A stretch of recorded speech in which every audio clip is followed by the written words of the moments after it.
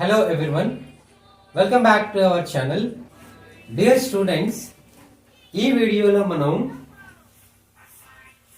Chemistry డొమైన్లోనే చాలా important సబ్జెక్ట్ని discuss చేయబోతున్నాం. అదేంటది? స్పెక్ట్రోస్కోపీ. ఈ స్పెక్ట్రోస్కోపీ సబ్జెక్ట్ అనేది very very very important subject అన్నమాట. కెమిస్ట్రీలో మనకి degree, MSc, after the MSc ఈ స్పెక్ట్రోస్కోపిక్ టెక్నిక్ అనేది చాలా ఉపయోగపడుతుంది అనమాట. అయితే ఈ స్పెక్ట్రోస్కోపిక్ టెక్నిక్ రావడానికి మెయిన్ రీజన్ ఏంటి? మనందరికీ తెలుసు, కెమికల్ కంపౌండ్స్ ని మనం లాబొరేటరీ కండిషన్ లో ప్రిపేర్ చేస్తాం. ప్రిపేర్ చేసేటప్పుడు ఏదైతే కంపౌండ్ ప్రిపేర్ అవుతుందో అది మనకి చాలా ప్రీషియస్ కదా. ఇటువంటి కంపౌండ్స్ ని 1950s లో ఏం చేసేవారంటే వాటి యొక్క స్ట్రక్చర్ ని డిటర్మైన్ చేయడానికి కెమికల్ మెథడ్స్ ని యూజ్ చేసేవారు. కెమికల్ మెథడ్ ని యూజ్ చేయడం వల్ల ప్రాబ్లం ఏంటి? సపోజ్ నా దగ్గర ఒక అన్నోన్ కంపౌండ్ ఉంది, అందులో కార్బాక్సిలిక్ యాసిడ్ ఉందనుకోండి. అప్పుడు నేనేం చేయాలి? అన్నోన్ కంపౌండ్ ని ఒక టెస్ట్ ట్యూబ్ లో తీసుకొని దానికి సోడియం బైకార్బోనేట్ సొల్యూషన్ ని యాడ్ చేయాలి. ఎఫర్వెన్సెస్ వచ్చాయి అంటే దాని అర్థం ఏంటి?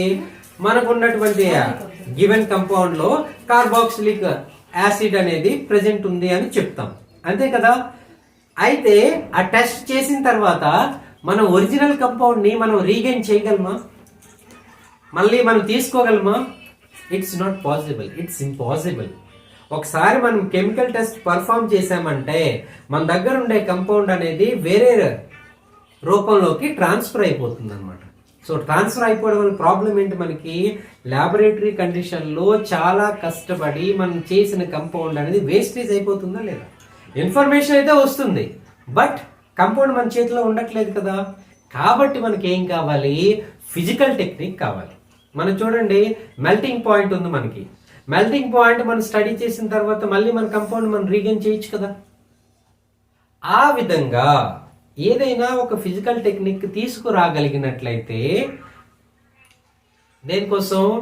స్ట్రక్చర్స్ ని డిటర్మైన్ చేయడానికి, అన్నోన్ కెమికల్ కంపౌండ్స్ యొక్క స్ట్రక్చర్ ని డిటర్మైన్ చేయడానికి ఏదైనా ఫిజికల్ టెక్నిక్ తీసుకురాగలమా లేదా అనే క్వశ్చన్ అనేది 50s లో వచ్చిందనమాట. అప్పుడే మనకి స్టార్ట్ అయిందండి స్పెక్ట్రోస్కోపీ. స్పెక్ట్రోస్కోపీ ఏం చూడండి? Determination of structure of unknown chemical compounds. మీ దగ్గర ఏదైతే అన్నోన్ కెమికల్ కంపౌండ్ ఉంటుందో వాటి యొక్క స్ట్రక్చర్ ని ఎవరు డిటర్మైన్ చేస్తారంట? ఈ స్పెక్ట్రోస్కోపీ ద్వారా డిటర్మైన్ చేస్తారు. ఓకే, ఇందులో ఏం చెప్తున్నారు చూడండి. It is the study of interaction between electromagnetic radiation and the unknown sample. ఏం తీసుకున్నారు వీళ్ళు? మనం +1 +2 నుంచి చదువుకుంటున్నాం. Electromagnetic radiation. Electromagnetic radiation is a kind of energy. అందులో ఏముంటాయి? ఎలక్ట్రోమాగ్నెటిక్ వేవ్స్ కంబైన్డ్ అయి ఉంటాయి. ఎలక్ట్రోమాగ్నెటిక్ వేవ్స్ కంబైన్డ్ అయి ఉండడం వల్ల మనకి ఎలక్ట్రోమాగ్నెటిక్ స్పెక్ట్రమ్ అనేది వస్తుంది. ఎలక్ట్రోమాగ్నెటిక్ స్పెక్ట్రమ్ లో మనకి ఏముంటాయి? Gamma rays, X rays, UV rays, visible rays, infrared rays, microwave rays, radio waves. ఈ వేవ్స్ అన్ని ఉంటాయి కదా. అందువల్ల ఏం చేశారంటే మన సైంటిస్ట్, కెమిస్ట్రీ ఎక్స్పర్ట్స్ ఈ different kinds of electromagnetic radiations ని మన అన్నోన్ శాంపిల్ తో ఇంటరాక్ట్ చేసినట్లయితే మనకి ఏమైనా ఇన్ఫర్మేషన్ వస్తుందా లేదా? ఆ టెస్టింగ్ లో ఏమైంది? ప్రతి రేడియేషన్ ని కూడా ఏం చేశారు? అన్నోన్ శాంపిల్ తో ఇంటరాక్ట్ చేశారు. ఇంటరాక్ట్ చేసడం వల్ల ఏంటి అబ్జర్వ్ చేశారు? ప్రతి ఇంటరాక్షన్ వల్ల ఎంతో కొంత ఇన్ఫర్మేషన్ మనకి అన్నోన్ కెమికల్ కంపౌండ్ యొక్క స్ట్రక్చర్ గురించి తెలుస్తుందంట. అప్పుడు ఏం చేశారంటే ఈ స్పెక్ట్రోస్కోపీని కంప్లీట్ గా ఇంట్రడ్యూస్ చేశారు. కాబట్టి దీని ఏమంటున్నారు చూడండి, it is a physical technique. Physical technique అంటే అర్థం ఏంటి? ఏదైతే మనకి స్ట్రక్చర్ కావాలో ఆ స్ట్రక్చర్ ని డిటర్మైన్ చేసిన తర్వాత కూడా మన ఒరిజినల్ కంపౌండ్ ని మనం రీగైన్ చేసుకొని మన డెస్క్ లో పెట్టుకోవచ్చు. That is the importance of spectroscopy. అయితే మనకి ఏమైంది చూడండి, ఎలక్ట్రోమాగ్నెటిక్ రేడియేషన్ అని చెప్తున్నాం. It is the combination of electromagnetic waves. So wave అనే కాన్సెప్ట్ వచ్చిందంటే దాని అర్థం ఏంటి? డ్యూయల్ నేచర్ వచ్చిందని కదా. డ్యూయల్ నేచర్ అంటే particle nature and wave nature. ఇప్పుడు వేవ్ అన్నామంటే దానికి పర్టికులర్ ప్రాపర్టీస్ ఉంటాయి కదా. ఏంటవి? Wave length amplitude, velocity, frequency, wave number, ఇవన్నీ మనం +1 +2 నుంచి చదువుకుంటున్నాం కదా. వీటి యొక్క రిలేషన్స్ కూడా మనకు తెలుసు కదా. అంటే మనకు ఉన్నటువంటి ఈ ఎలక్ట్రోమాగ్నెటిక్ రేడియేషన్స్ ని ఏదో ఒక కంపోనెంట్ యూజ్ చేసుకొని మనం ఐడెంటిఫై చేస్తున్నాం అనమాట. యూవీ విజిబుల్ లైట్ తీసుకున్నాం అనుకోండి, లాంబ్డాతో మనం రిప్రజెంట్ చేస్తాం. ఐఆర్ రేడియేషన్ తీసుకున్నాం అనుకోండి, వేవ్ నెంబర్ తో రిప్రజెంట్ చేస్తాం. అట్లా ఏంటంటే ప్రతి ఒక్క ఎలక్ట్రోమాగ్నెటిక్ రేడియేషన్ ని కూడా ఏదో ఒక ప్రాపర్టీని యూజ్ చేసి మనం డిటర్మిన్ చేస్తాం. ఏదో ఒక ప్రాపర్టీ యూజ్ చేసి డిటర్మిన్ చేస్తాం. ఏదో ప్రాపర్టీని ఏదో ఒక ప్రాపర్టీ యూజ్ చేసి డిటర్మిన్ చేస్తామని చెప్పు.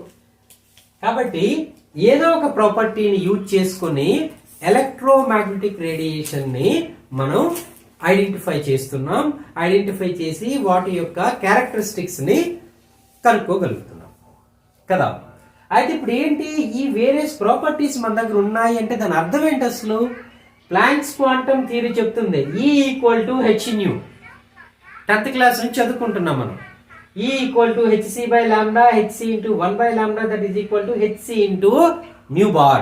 ఇందులో చూడండి, మీకు లాంబ్డా తెలిస్తే ఏం తెలుస్తుంది? ఎనర్జీ. 1/λ అంటే ఏంటి? ఫ్రీక్వెన్సీ, వేవ్ నెంబర్ కదా. వేవ్ నెంబర్ తెలిస్తే మనకి ఏం తెలుస్తుంది? ఎనర్జీ తెలుస్తుందా కదా. అంటే ఇండైరెక్ట్ గా మనకి ఏం తెలుస్తున్నట్టు, ఇటువంటి ప్రాపర్టీస్ లో ఏ ప్రాపర్టీ మీకు తెలిసినా ఇండైరెక్ట్ గా ఏం తెలుస్తుందంట, మనకి ఎనర్జీ అనేది తెలుస్తుంది. ఓకే, సో ఎలక్ట్రోమాగ్నెటిక్ రేడియేషన్ యొక్క ఎనర్జీని మనం ఇండైరెక్ట్ గా డిస్కస్ చేస్తున్నాం. The energy of electromagnetic radiation is interacting with your unknown sample. ఓకేనా. అయితే ఇక్కడ చూడండి, electromagnetic radiation it is a combination of electromagnetic waves అని చెప్తున్నాం కదా. ఎలక్ట్రోమాగ్నెటిక్ వేవ్స్ ఉన్నాయి అంటే మనకేమవుతుంది, అక్కడ ఎలక్ట్రిక్ ఫీల్డ్ జనరేట్ అవుతుంది, మ్యాగ్నెటిక్ ఫీల్డ్ జనరేట్ అవుతుంది. అవి ఎలా ఉంటాయంటే చూడండి, ఒకవేళ వేవ్ ని మనం ఈ విధంగా ప్రాపగేట్ చేసినట్లయితే, ఎక్స్ యాక్సిస్ లో ప్రాపగేట్ చేసినట్లయితే మనకి వై యాక్సిస్ లో ఎలక్ట్రిక్ ఫీల్డ్ ఉంటుందంట, జెడ్ యాక్సిస్ లో మ్యాగ్నెటిక్ ఫీల్డ్ ఉంటుందంట. అంటే దీన్ని బట్టి మనకి ఏం చెప్తున్నారు, ఉన్నటువంటి మ్యాగ్నెటిక్ ఫీల్డ్, ఎలక్ట్రిక్ ఫీల్డ్ రెండు ఒకదానికొకటి పర్పెండిక్యులర్ గా ఉంటాయి. దానితో పాటుగా propagation of the electromagnetic radiation కూడా పర్పెండిక్యులర్ గా ఉంటాయి అని చెప్తున్నారు. ఇప్పుడు ఏం చేశారంటే, మనకు ఉన్నటువంటి డిఫరెంట్ ఎలక్ట్రోమాగ్నెటిక్ రేడియేషన్స్ ని డిఫరెంట్ అన్నోన్ శాంపిల్స్ ఇంటరాక్ట్ చేయటం వల్ల వెరైటీ ఆఫ్ ఇన్ఫర్మేషన్ అనేది మనకి కెమికల్ కంపౌండ్ యొక్క స్ట్రక్చర్ గురించి తెలుస్తుంది. ఆ విధంగా తెలుసుకునే క్రమంలో మనకేంటి, ఒక క్లాసిఫికేషన్ వచ్చింది స్పెక్ట్రోస్కోపీ.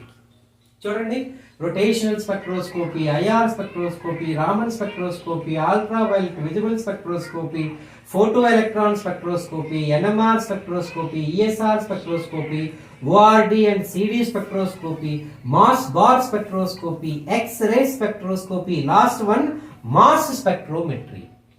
ఈ మాస్ స్పెక్ట్రోమెట్రీలో మనం ఏం చూస్తున్నాం చూడండి, ఎలక్ట్రోమాగ్నెటిక్ రేడియేషన్ యూజ్ చేయట్లేదు. ఏంటి యూజ్ చేస్తున్నాం? Electron beam, high energy electron beam ని యూజ్ చేస్తున్నాం. అందువల్ల ఈ టెక్నిక్ ఏమంటున్నాం? Spectrometric technique. This is not spectroscopic technique, but మనం ఈ స్పెక్ట్రోస్కోపీ అండర్లో దీనిని చదువుతున్నాం. దీని యొక్క యూసేజ్ ఏంటి? మాలిక్యులర్ వెయిట్ కనుక్కోవచ్చంట, మాలిక్యులర్ ఫార్ములా కనుక్కోవచ్చంట, nature of smaller groups present in the chemical compound. అంటే సింపుల్ గ్రూప్స్ మన కెమికల్ కంపౌండ్స్ లో ఉండేటప్పుడు వాటి యొక్క నేచర్ ని కూడా మనం కనుక్కోవచ్చంట. Already mass spectrometry particular unit కి 17 పార్ట్స్ నేను ఆల్రెడీ డిజైన్ చేసి మీకోసం ఎవ్రీ ఆల్టర్నేటివ్ డే నా ఛానల్లో పెడుతున్నాను. కాబట్టి మీరు రెగ్యులర్ గా ఫాలో అవుతున్నట్లయితే మాస్ స్పెక్ట్రోమెట్రీ రిలేటెడ్ ఇన్ఫర్మేషన్ అంతా కూడా విత్ ఇన్ 34 days మీ చేతిలో ఉంటుంది.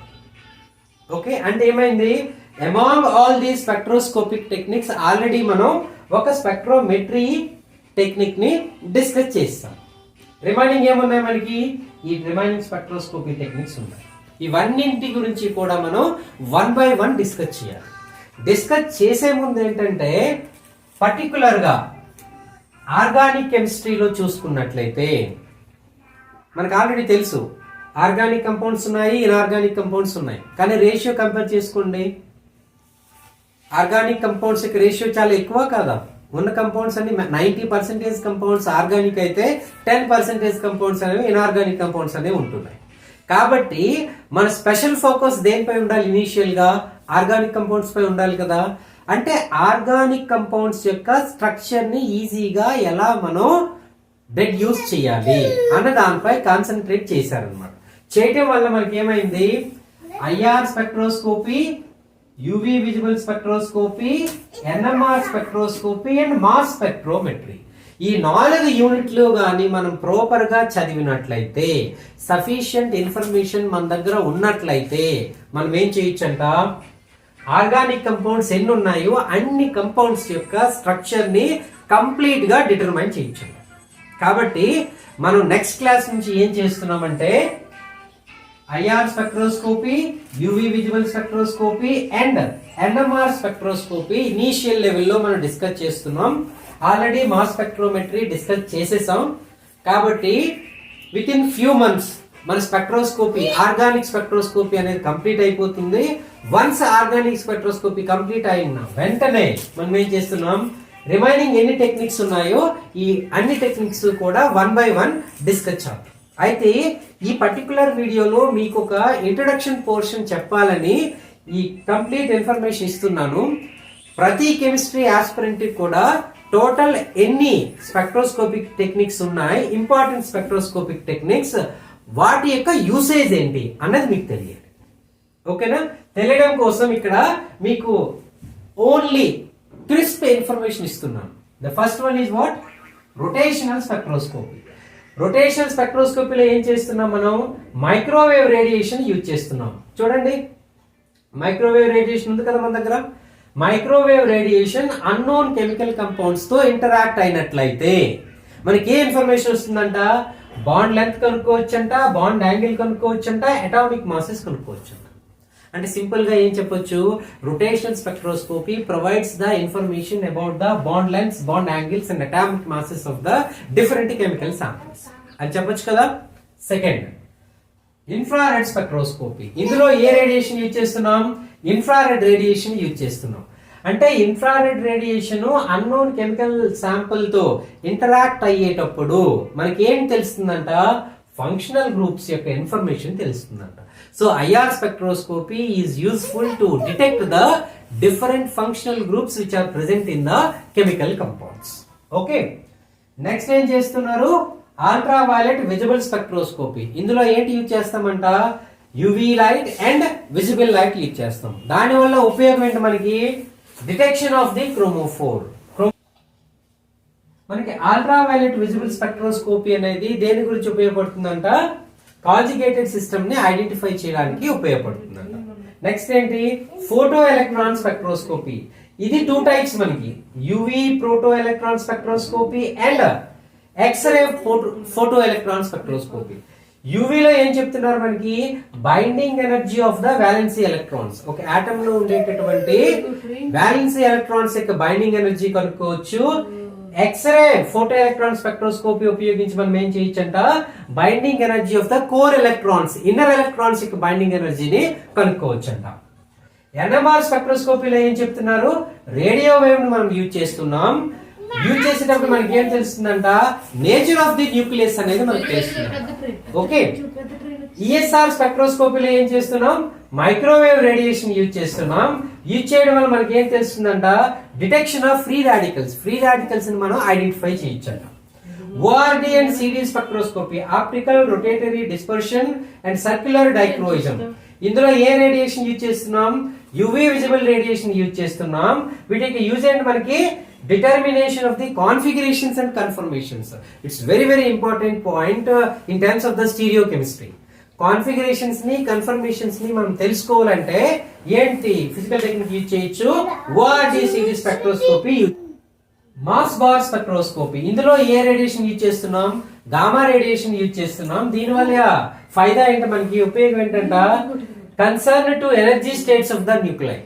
డిఫరెంట్ న్యూక్లియస్ యొక్క ఎనర్జీ స్టేట్స్ గురించి మాట్లాడుతుంది. ఎక్స్రే స్పెక్ట్రోస్కోపీ ఏం చెప్తుంది? ఎక్స్రే రేడియేషన్ మనం యూజ్ చేస్తున్నాం. యూజ్ చేసినట్లయితే absolute structure of the compound, అంటే ఒక కెమికల్ కంపౌండ్ యొక్క కంప్లీట్ స్ట్రక్చర్ యొక్క ఇన్ఫర్మేషన్ మనకి ఎక్స్రే స్పెక్ట్రోస్కోపీ ఇచ్చేస్తుందంట. అయితే మీలో ఒక డౌట్ ఉంటుంది, ఎక్స్రే స్పెక్ట్రోస్కోపీ ఒక కెమికల్ కంపౌండ్ కి కంప్లీట్ స్ట్రక్చర్ ఇన్ఫర్మేషన్ ఇచ్చేటప్పుడు రిమైనింగ్ స్పెక్ట్రోస్కోపిక్ టెక్నిక్స్ చదవటం వల్ల యూజ్ ఏంటి మనకి? ఎందుకోసం చదవాలి మనం? ఎందుకు చదవాలంటే ఈ ఎక్స్రే స్పెక్ట్రోస్కోపీలో కండిషన్ ఉంది. ఏంట condition? The sample should be perfectly crystalline solid. మీ దగ్గర ఉండే అన్నోన్ శాంపిల్ ఎలా ఉండాలంట? పర్ఫెక్ట్లీ క్రిస్టలైన్ సాలిడ్ గా ఉండాలంట. Is it possible? మన దగ్గర ఉండే శాంపిల్స్ అన్ని పర్ఫెక్ట్ క్రిస్టల్సా? కాదు కదా. మన దగ్గర సాలిడ్స్ ఉన్నాయి, సాలిడ్స్ లో క్రిస్టలైన్ సాలిడ్స్ ఉన్నాయి, ఎమార్ఫస్ సాలిడ్స్ ఉన్నాయి, లిక్విడ్స్ ఉన్నాయి, గ్యాసియస్ శాంపిల్స్ ఉన్నాయి. ఇటువంటి 4 టైప్స్ ఆఫ్ డిఫరెంట్ శాంపిల్స్ ఉండేటప్పుడు మనకి ఎక్స్రే వాటన్నిటికి ఇన్ఫర్మేషన్ ఇస్తుందా? ఇవ్వదు కదా. ఓన్లీ ఎక్స్రే దేనికి ఇన్ఫర్మేషన్ ఇస్తుంది? పర్ఫెక్ట్లీ క్రిస్టలైన్ సాలిడ్ మెటీరియల్స్ కి మాత్రమే కంప్లీట్ స్ట్రక్చర్ ఇస్తుంది. కాబట్టి దీనితో పాటుగా రిమైనింగ్ స్పెక్ట్రోస్కోపిక్ టెక్నిక్స్ కూడా మనం నేర్చుకోవాల్సిన అవసరం ఉంది. ఓకే, సో మీ అందరి కోసం నెక్స్ట్ వీడియో నుంచి మనం డిస్కస్ చేస్తున్నాం ఇన్ఫ్రారెడ్ స్పెక్ట్రోస్కోపీ.